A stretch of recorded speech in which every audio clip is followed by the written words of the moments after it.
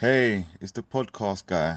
Sutton United Talk Time on podcast. It's the Sutton Podcast. And there it is!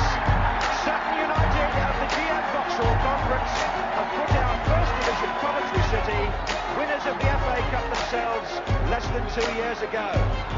And what a moment to enjoy for the fans of this Surrey side. They've had their moments before, but never one like this. But the whistle goes down. Delight for Sutton United. Sutton United from the National League are through to the last 16 of the FA Cup. No longer English football's perennial non-league club. A 123-year crescendo reaches a new peak for Sutton United, who are promoted to the Football League for the first time. Hello and welcome to another episode of Sutton United Talk Time on podcast. It's the Sutton Podcast in association with Lucky Star Gin. I'm your host Mike, and joining me today we have Nicholas. If you're a regular listener, I say it all the time. If you're a regular listener, thank you very, very much. I really do appreciate it. And if you're a new listener, you're most welcome. Any questions, fire them over to me and I'll blag my answers. We do love hearing from everyone, so join the conversations, like, retweet, share, comment, anything you like on all social medias at Sutton Podcast.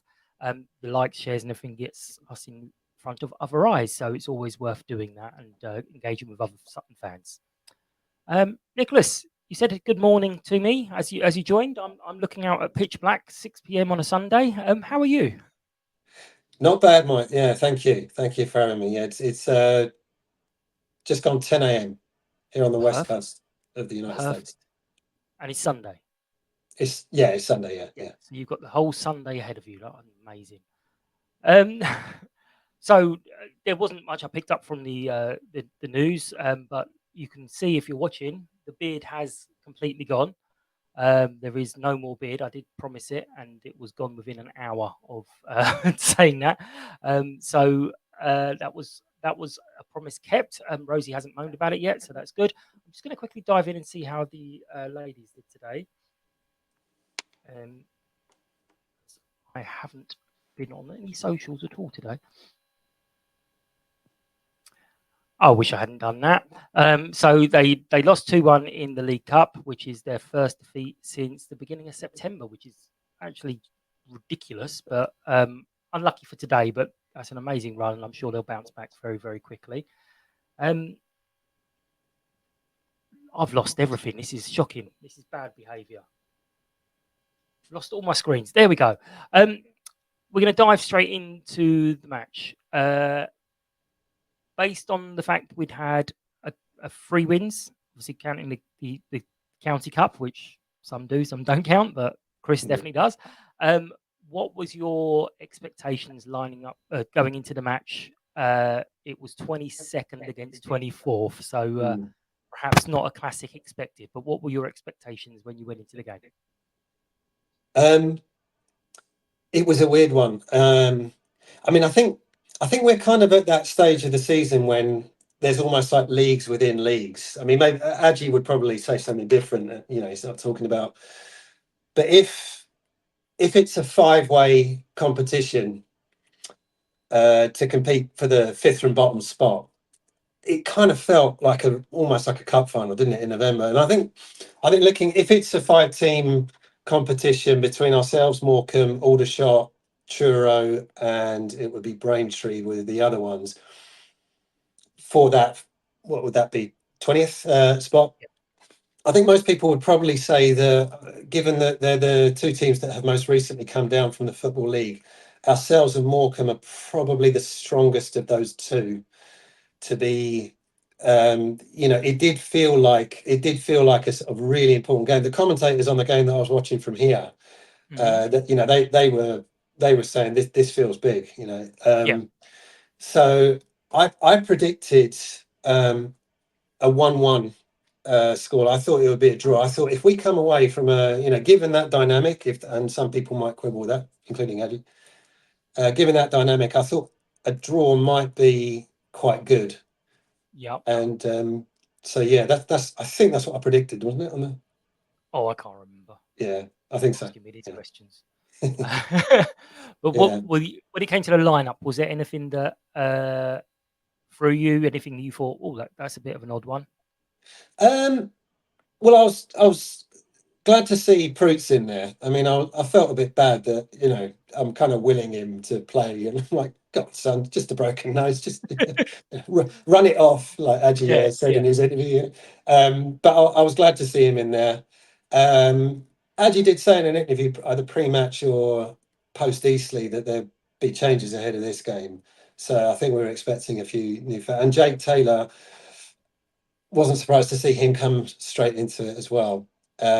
So by and large, it was what I thought might be the lineup, actually. Maybe, I mean, I suppose, he seems to alternate between starting Brandon and starting Ash. So that's always a big unknown, isn't it?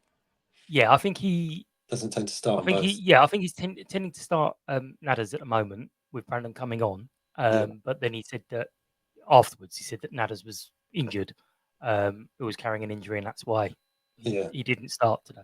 When I was watching it back, I had family and they're asking about Brute's mask, and I was like, oh yeah, he's got a broken nose. I said, what's interesting is we want him to play, he wants to play, so he's playing. But then the manager said, I'm not entirely sure his girlfriend is very keen on the idea because his face is a mess. Yeah. But yeah, it's one of those things players want to play no matter what. It was an interesting game. I thought they were attacking and we were holding our own for quite a while. I mean, they had lots and lots of corners. Were you worried about these? Because I mean, it's generally a sign of defending that have so many corners given away. But I don't remember any of them worrying me too much when it was taken. No, I mean, they had 10 in the first half alone. And by I was apprehensive for the first 2 or 3, but then we got to like 4, 5, 6 or 7. And I thought, well, hang on, we defended the first 5 perfectly well. So I'm kind of expecting the other ones to just be cleared. And sure enough, they were. The corners did rack up. Did we have a corner in the first half? I don't remember us having one, actually. But no, 10 corners was quite something. But they just seemed to run out of ideas, and they seemed to be playing them all the same way. They didn't seem to be varying it up a great deal either. No, there was. I mean, luckily, the players and defenders aren't like us, being a bit blasé of, they're never going to do anything with this, and they actually properly defended them. They had 12 overall, and we had 5. So we must. I don't know if it was in the first half or not, but we had 5 in total. So probably had a 1 or 2. Yeah, but yeah, I mean, they were doing some nice attacking, but I was feeling that we're going to get into half time and have a 0-0, have a little bit of a sort of a regather and work out what to do. And then they scored just before half time. How were you kind of feeling at that point? And were you kind of, oh, here we go? Or were you still confident? Well, I mean, look, first of all, I think we got it was one heck of a finish, wasn't it? I mean, he's kind of they've let him drift a little bit, and he's kind of all alone, but he's still got a lot to do. But I kind of thought, well, if you're going to give away a goal, at least make it an absolute. It's a good one, yeah. Make it a good one. Few swear words, as that one went in, but they might just have shaded. I think they probably just shaded the first half. So, I put my Sutton United stance to one side and thought, that they probably might have deserved that, but still, it's a cliche, but it's probably true. It's the worst time to concede. It probably came from, although Brandon's a forward, it came from just after us taking Brandon off and bringing Ash on. Don't know how much that factored into it at all. If you make it, kind of like messes with the team's rhythm. It might mess with the team's rhythm a little bit. I don't know. But like I say, one heck of a goal. So you're blaming Nadders for the goal? I'm never blaming. I'm never going to blame Nadders. I agree. I mean, everyone kind of says, "Oh, it's a bad time to score," bad time to concede.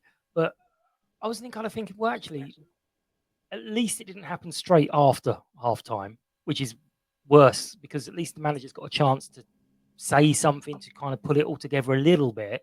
And I was justifying it. I was like, oh, no, you know what? It's all right. It's not the end of the world. And then we came out for the second half and conceded really early again. So I was like, oh, that's the worst of both worlds. So it was then suddenly 2-0 early in the first half. Yeah. And we left ourselves a mountain to climb. Now, obviously, you cling to hope as a Sutton fan. You're like, well, we were 2-0 up and threw it away a couple of weeks ago. But were you in any way thinking it's going to happen, or were you like, oh, we've just got to hold on here? Well, funny, I don't know. If you look back at I look back at some of their games, and they're such an unpredictable quantity. So when we went 2-0 down, I did think. I mean, they were 3-0 up against Wealdstone, and I think they went on to lose that one 4-3. That might have been away. I can't remember. But at 2-0. I mean, I think you've done a podcast before where I think it might have been just after the Hartlepool game when we were 2-0 up there. And I think it was said in that podcast that it's a really deceptive scoreline because as soon as they've got one back, then, all of a sudden you're nervous as hell. So I did think, we've got a mountain to climb here. This is not ideal. We might have to just like do damage limitation. But at 2-0, I don't know. The point at which I did think my thinking did change, and I don't know whether this was on the highlight. This wasn't, I don't think, on the highlights reel, and I don't know when it happened. But one of their players robbed the ball. I think it was off of Oggy, but around about the halfway line, and he had and it was one of those things where the player, wins back possession and thinks, right, I've won back possession. I'm going to hog the ball. And he was bearing down on goal. And he probably should have squared it one or teed up a play. And I thought, because I was thinking this is 3-0. And he took a swipe at it himself because he thought, well, I've won it back. And that was really the point that I thought to myself, hang on a minute. That might be the turning point. Do you know what I mean? I mean, everyone will say the penalty was the turning point. In many ways it was. But that was... Sorry? Yeah, you got to win the penalty. You got to have the confidence to be running into the box and all the rest of it. So, yeah, exactly. It's always, I mean, before we get into the comeback, there were a couple of other performances. I mean, Junior, very early on, there was an absolutely outstanding tackle, which again, Chris mentioned afterwards, saying he injured himself. How impressive has Junior been for you, considering he's come from the academy?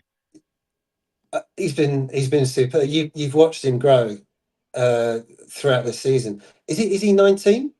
I think he is 19. Or he's 19, isn't he? He's really good. He's almost like he's an attacking fullback, and in the modern game, there's always been attacking fullbacks, haven't there? But it's such a great outlet to have somebody coming down that left wing. And also doing the hard right. I mean, it was the tackle that he put in. They were claiming a penalty for, I think, in the first half, weren't they? But it was a clean tackle. It was a brilliant tackle. Yeah, brilliant tackle. So he's going to be really good. It's one of those things. It's like with Jack, however, that you think, oh, hang on a minute, don't get too good. Exactly. Yeah, because we want to keep hold of you. But really good player. Yeah, that tackle is, I mean, we've said it before with some of the goals and stuff. If that was on the Premier League on Sunday, everyone would be raving about it. And saying, fantastic tackle. I mean, you've got to remember, he's playing on the opposite side to where he normally plays as well. Right back, isn't he? So, it's even better. But yes, we did get back into it. Well, no, sorry. Before then, Tommy Reed made a few saves as well and kept us in it. There was one excellent save, which I think could have been 3-0. Yeah, the one he tipped onto the bar. Tipped onto the crossbar, absolutely. Yeah. How well has he played? He's sort of come in and suddenly had to pick up, get straight into it. Yeah. He I'll be honest, there was I think their first corner, I thought he could have held it, and he kind of put it out for a corner. And I thought, hang on, is he? Have we got a problem in the goal? But that was really, I mean, he couldn't have done anything about the first goal. That was just too good. The second goal, he had, he put it where he only could have put it, really, from that kind of distance, couldn't he? So, and there were a couple of goalmouth scrambles as well, including one right at the end that he gathered. He could have spilled, really good. So that first corner aside, yeah, he's looked good. I mean, let's see. Do we know when he's being recalled? Because we've only got Kai until January, don't we? Is he here for this? I don't know. I mean, It didn't- these are the kind of things that they often can be easily extended because Right, he's a goalkeeper, and often the clubs are quite happy for their goalkeepers to play. Sure. So I think while he's playing, it'll be good. Yeah. But obviously, we don't know what's going on with Jack's back injury. We don't know. Yeah. No. But that save that he tipped onto the bar, that he was at full. I mean, it was fingertips, full stretch. Yeah. Really, yeah. Again, Definitely going to be on his highlight reel. Yeah. He'll definitely have that. But yeah, we got back into it. Well, no, let's talk about Brandon's injury. So he was down, holding his shoulder, and it didn't look great at all. So we did have to make that change, which is an odd one because you sometimes think, well, half time's literally just coming up. Is it not worth waiting to see what it's like at half time? But obviously they knew straight away this wasn't going to happen. Chris, I love the fact he let his intrusive thoughts get in during the interview with, I've just thought of something really appropriate that I should say that he should run it off. And it's like, if you thought it was inappropriate, don't say it. Just saying this is inappropriate. But I've checked in with Brandon, and the words were well, I can't find it now on my phone, but the words were, yeah, it's fine. My shoulder popped out and they just had to pop it back in. And I'm like, whoa. But yeah, they've just popped his shoulder back in and he says he's absolutely fine. So, I mean, they were saying on the commentary that that's a dislocated shoulder. How they knew that? I mean, it was the local radio team. It's one of these, and they were saying, yeah, I think it's Dave Salmon. Yeah, he's very good though, to be fair. Yeah, they were good. Yeah. And so I immediately, chat GPT. How long does it take to recover from a dislocated shoulder? Well, bugger, 2 to 6 weeks minimum. That means we've lost it. But then Adji said something, and then and I laughed along with the joke, more out of relief. The run it off joke, more out of relief. That it looks like we are going to keep him, but hang on a minute, so it's actually dislocated. Yeah, dislocated his shoulder and they popped it back in. Nice. I'm sitting there going, whoa, I'd be literally milking that for months, let alone. No, it's funny. My grandfather could actually do that as well. He could take it out at will and pop it back in again. So I never saw him do it, but I have it on good authority. So it's quite a party trick. Yeah, nice. Good luck. Thank you, Brandon. Yeah. If you're listening, you've got a week to go. You got a week till Halifax. It's fine. Yeah. But then we did get a penalty. Junior, I think it was brought down, and I was wondering who was going to take it. And up stepped Lewis Simps, and very calm penalty. Were you confident as he stood up, or were you like, oh, here we go, what's going to go on? Nervous as hell with that one. Absolutely. Even it being Lewis that was taking it, I think they were trying to put him off behind the goal with mobile phones with the lights and everything like that. So well done, Lewis, for not. You probably thought they were just filming him. Of course, yeah. But no, he's an accomplished penalty taker, isn't he? He's if he's missed one, has he missed one since he's been with us? Oh, I have no idea. I'm not going to think back into that. Yeah. But it was. That's his 8th for the season. Another one. You're kind of sitting there going, just calm down a little bit. Just chill out. Yeah, I think with Lewis, we've got to start thinking that we'll be very lucky if he plays however many games there are in a season these days. I mean, probably looking at close to 55 or thereabouts. So we've got to start thinking. I hope they're probably aware that, okay, look, one man doesn't make a team, but he is our best player. and a lot of the time we are looking to him to, make that little spark. So, as good as Lewis is, and he just seems to get better all the time. I am also thinking, shit, what are we going to do if and when that 2-3 week layoff comes? But players will step up. Absolutely, yeah. I Yeah. mean, we've obviously lost Jack for a while, Yeah. which is one of the replacements for him. But we've got Mo, we've got Jake now, we've got Woody, so we have got options. But yeah, you're quite right. At the moment, you just need anyone who can, if they see the prediction league, it is literally most people are picking Lewis or Dave to score first, because that's what's been happening recently. So yeah, we are very, very, very lucky to have him at the moment. We then got back into it straight away. So 2-1, and you're like, oh, here we go, get the tails up. And before that thought has even came into my mind, we're attacking again, and Nadas this time with a header, got a goal. How were you feeling at 2-2? Were you excited or? Well, they were ragged, weren't they? I mean, they're like I say, they're an odd team, but you can see why they're in the predicament that they're in. I mean, they're even more unpredictable than we are. I think you could say, couldn't you? That they can put in sublime performances like at Boston, but 2-2, I thought, no, come on, we can go on. But then, given that we come from 2-0 down, given that we're away from home, I kind of thought to myself, you know what, I think this will do. I'll settle for 2-2, and don't leave the back door open. Don't. And I think that, I don't know, maybe that was maybe what the team was thinking, because they did relent a little bit, didn't they, after 2-2?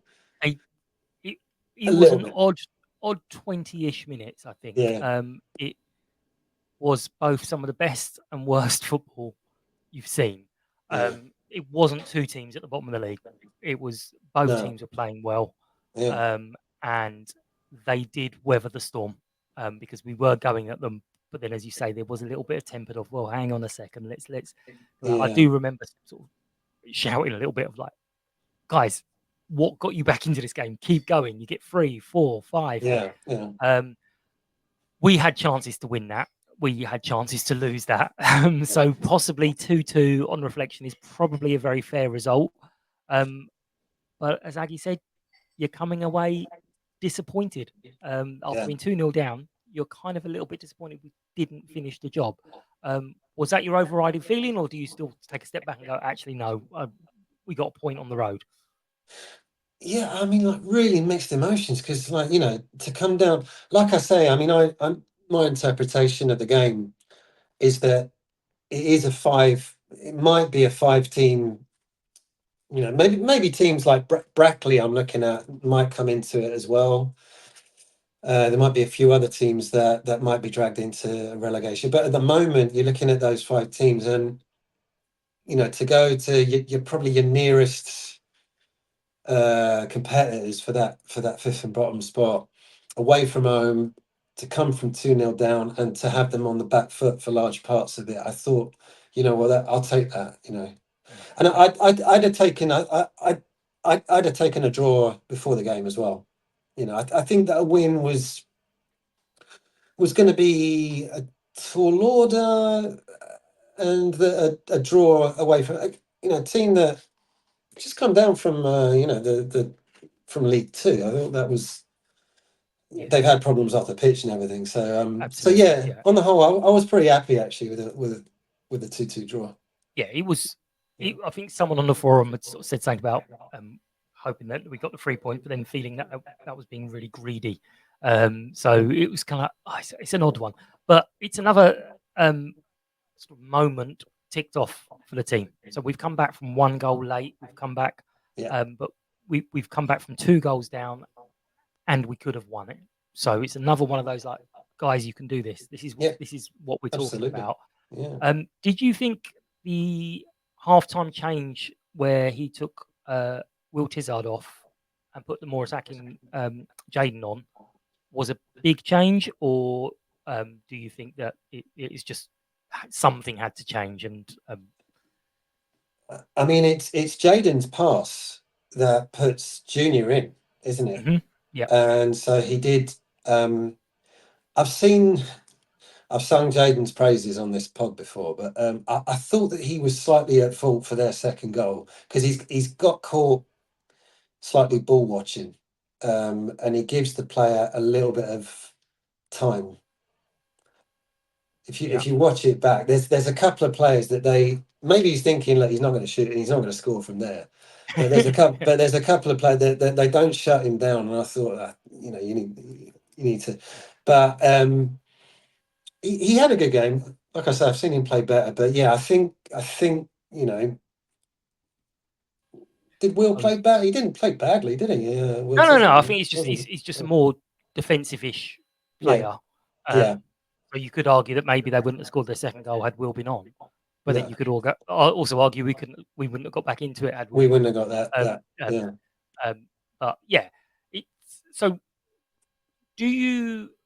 What do you think of Jake Taylor?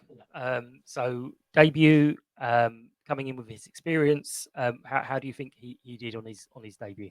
I think that Claire said on Wednesday or Thursday that he's really nice guy off the pitch. Bit of a bastard on it, and he probably, the commentators were up in arms because he didn't get a yellow in the first half, and I think he probably should have done. I mean, they were two really cynical fouls, but so clearly he knows what he's doing. They're comfortable on the ball, calming. Really good. I saw a comment on one of the social media posts that he might be the missing piece of the jigsaw. So it's another person in midfield that can just sort of steady the ship a little bit, isn't it? Yeah, and he's got that experience. So yeah, between him and Woody, we've got League Two experience and plenty of it. But yeah, he was good. He's a good football player. And again, Aggie said that in his post where he's saying, look, we've spoken about his leadership, what the calmness he's going to bring to the side, what he's going to bring in that side, because what we haven't spoken about is his football ability. Yeah, he's a very, very good footballer. Yeah, he was. Yeah. So yeah, he may well be able to kind of take over that Eastie role that we've been missing. One that people winds the opposition up. We like that. Commentator's nightmare though. Jake Taylor and Jack Taylor. Yeah. I did say we just need to find someone now called Jay Taylor. Jay Taylor. We'll get a Jay Taylor, a Jake, and a Jack. That'll really make people happy. By the way, just on the commentators, they weren't impressed with our away kit. That was nice pattern, but you just couldn't tell the numbers on the back. Yeah, I think some of our fans have said that and said actually it would be so much better if we could have the black with a white trim around it or something, because then it would stand out on the green. But yeah, that's been said already by our own fans. Do you think, sort of with all your expectations going into the game, being 2-0 down, do you think this was 2 points dropped or a point gained? I think it's a point gained, and just to harp on a theme of I think it's an important psychological point against if we're in a relegation battle. You had somebody on a few weeks back who said that fifth from bottom would be an achievement. Possibly the case, but if we're up against Morecambe, then that's I kind of thinking that they would have been really pissed off. Dropping a 2-goal lead and having to cling on. So I thought it was the most important thing was the sort of psychological victory that constitutes over a team that we might well be going up against, like for survival at the end of the game. But I didn't think it was 3. I didn't think it was 2 points drop. I didn't come away with that. One, I mean, it's a minor thing because we're still in the relegation zone. But one other thing is we went from 22nd to 21st, so it's another game where we've moved up the table a little bit. So it does look like there's a bit of a gap as you sort of mentioned, to the 6th from bottom. But I don't think it's surmountable. I think once we start clicking, and this is now our fourth undefeated since Wildstone. Yeah. We will definitely start picking up a lot more points. Do you, again, Aggie keeps talking about momentum. Do you agree with that it doesn't matter the match, the momentum is what's more important? Because to say he's kind of come in and made the Surrey Senior Cup as important as the FA Cup. Do you sort of agree there, or do you think, well, that's just another game that players could get injured in? Yeah, I think the priority has got to be survival in the National League. I think going down another division, I think if we're going to play the cup competition, then, elevate it. Can you do that? I mean, are you allowed to sort of bring players up from the academy to give them a run out in the County Cup? We were basically playing academy sides with every now and then we were putting some of the first teamers in who needed to run out, and then sometimes it was a mix. But yeah. Chris has So made it clear he wants it to be a first team. yeah, I think that I don't think people are that bothered about the County Cup. I think if you're going to play it, give players that aren't getting regular minutes, like Mo, give them a run out to get some minutes in the legs, and give academy players a chance in that competition as well. But no, we really can't afford to lose players to injury at crucial. I mean, it's another bloody cliche, isn't it? But every game now feels like a cup tie, doesn't it? Yeah. I mean, I'm looking at Halifax next week and thinking, this is a big game. What are we on, 13? If we get to 16, we're out of the zone, assuming that Potentially, yeah. Aldershot, that they don't win. And then we're in touching distance of teams that are on about 20 points after that. So yeah, it's but no, he's the boss. Aldershot are also on 13. So yeah, it's goal difference, isn't it's it? goal That separates difference us. at the moment that we're out of it. So Yeah. So yeah, I mean, if we beat their result next week, I don't even know who they got, but if we beat their result next week, then we will. I think they no. So I think Morecambe are at York, aren't they? Rochdale they got, so away Yeah. to Rochdale. So that'll be a tough one. Yeah. So yeah, if we can beat their result, we then move out. Obviously, assuming that Braintree and the rest don't do better than us. I mean, when you say the County Cup, no one really cares. We are on 16 wins with Dulwich, and I know there's at least one person who cares very much that we'd like to win it at least once more so we could be on our own. But yeah, I do kind of agree. I did mention to Aggie that it's not a first team fixture, so if a player gets a red card, it affects the first team. But if you've got someone on a red card, the suspension doesn't count for that game. Yeah. So it's always there. But yeah, we had 87 fans make the long trip up, and as the guy mentioned on comms, it's a quite difficult place to get to from us. And Aggie made an absolute, he always does make a big point of the crowd, which is not funny, but it's odd for me because obviously when we're at that time in the league, everyone's saying, "Oh, our crowds are small and tiny and blah blah blah," and he's like, absolutely amazing. The number of people coming, like, yeah, I've never really thought about it like that before.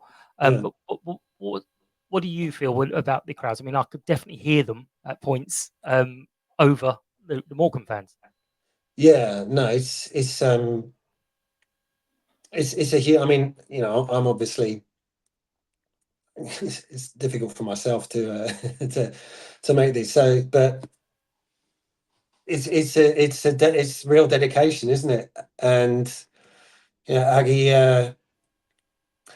always makes a point in every single interview, it seems, of highlighting what they do. It's, I don't know whether they leave on the Friday or they set out on the Saturday morning. I suppose it varies probably, doesn't it? Did they do an overnight? So it's a huge financial commitment as well, isn't it? Some of them did an overnight. Some of them regretted the overnight on Saturday morning, but some of them did an overnight. Yeah. But yeah, I mean, I suppose Morecambe, fairly nice part of the world, I suppose. I've never been myself. Morecambe Bay, so I suppose if you can make a weekend of it. Absolutely. Last time I was over, I went up to Boston for the, you can make a weekend of it. Yeah, see Lincolnshire and what have you. So there's that. But no, I mean, at a time when not everyone's doing economy's not great at the moment in the UK, I understand. So, for people to put their hands in their pockets and travel, it's really good. Yeah. And absolutely. like to myself that are, like I say, I'm limited in terms of the number of games I can attend. I'm thankful for people doing that, and also for filling up going to Green Lane as well. Yeah. You live quite far away. People like me that don't have any excuse, just like I'm not doing it. I was I cannot be. I'm not traveling for all that time. There's not that a might have chance. come off as a sort of subtle push for people, but no, it wasn't Yeah. intended that way. So when I spoke to Claire on Thursday, we were kind of having a little brief chat of asking where we need to be at the end of the month, and I very optimistically said, well, if we could get 10 points, it'd be amazing. So we've got 1, and now we've got 3 games left. Where do you sort of see us needing to be? I think I did come back to reality and said, actually, if we can get 8 points, it'd be good. But we got Halifax, who are, I think, the 10th now. They were 9th. Then we've got Truro, who are now 24th. And that's away. That'll be another nice weekender for a lot of people. And then we've got Gateshead, who are 19th. So if we could drag back, we could be within touching distance or very close to Gateshead. And that'll be another 6-pointer, although it's only 3 points. But if we were to win against Halifax and Truro, we could even be level with Gateshead at that point. Do you think that's reasonable, or do you think that we might need to temper those expectations? I'm just looking at the form guide myself, actually, because I mentioned that Brackley are a team that I've got my eye on that might, because they recently come up. But I overlooked that Gateshead have had really poor form so have Yeovil as well. So Halifax at home, Truro away. Truro Stadium, it's not I mean, that's the other thing, by the way, about Morecambe, that I imagine it's not. It's quite League Two stadium. I imagine they got quite a big crowd out as well. So I don't think Truro will feel like an away game, apart from obviously the travel. But I can't imagine it being that hostile, shall we say? Yeah, an atmosphere. I don't know. I don't know about that one. And then Gateshead at home. So, I mean, it is possible. A three-game win. What was your prediction? 10? I think. 10. Well, I was hoping for 10. I don't think You're I hoping said for 10. 10. I think I said 8. Well, I think you said you're hoping for 12, obviously, but Obviously, yeah, we're all hoping for 12. 3 wins and a draw would be nice. I think like when I heard that, I thought to myself, I'd settle for 8. 2 wins and 2 draws, which might be. I don't know. I'm going to say 8, and I'd be. Yep. I hope for 12, but my heart says 12. Head says 8 for that one. Just looking at Gateshead as like a mini target. Their next 2 games are Forest Green and Boreham Wood. So you're thinking they may not pick up an awful lot in those 2 games. If we could pick up those points, it would definitely put pressure on them, and we could even continue rising and stop looking at this bottom 5 and start looking at the mid-table. And just on that, I'm looking at Aldershot. I've got Rochdale away, like you say, but they've also got York away as well. Yeah, which is a tough one. So hopefully we'll start picking it up. But I didn't prepare for the good, the bad, and the funny. I'm not going to do the link, but Rory, who was supposed to be on but couldn't make it, he did send me that one thing that was funny, and he was with his boy Toby, who saw one of the Morecambe fans in a bright yellow coat and was asking why I was in the away end. Because obviously no one else in the world is allowed to wear a bright yellow coat. But looking ahead, sorry, before we came on, I was watching the Man City Liverpool first half, and there was a bloke in a bright yellow coat in the crowd. Just thought, hang on, what's he doing there? What's Mike doing there? Famous. So an early prediction for Halifax. Obviously, as I said, they've just dropped down a couple of places. So they must have lost or drawn at the weekend.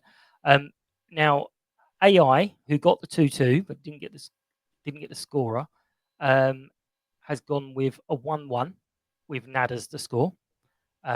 You can obviously change your opinion or your thing right up until kickoff. What's your early prediction? They have not won. I'm looking since they've had one win from 5, and they're away. I think it was 3-0 last year, wasn't it, to them? So I suppose you can't go too much off of last season, but I think we might be able to win this one. I think this one is winnable. Yeah, I think that the form has picked up, and our form's good, and their form's not great. So I think you've got to go, and we're at home.